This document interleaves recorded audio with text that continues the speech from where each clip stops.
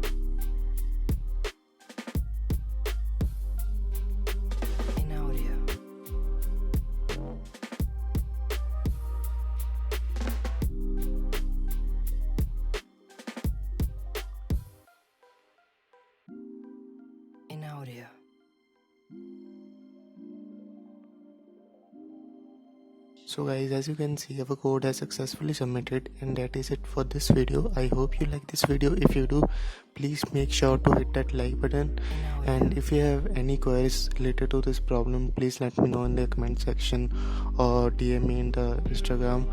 The links will be in the description, and you can also join my Discord server.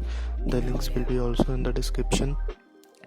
And if you are new to the channel, please make sure to subscribe my channel and hit that notification icon so that you can get notified for my upcoming amazing videos. And we are just few hundred subscribers away from the 1000 mark, so please subscribe my channel, and I will see you in the next video. Bye bye.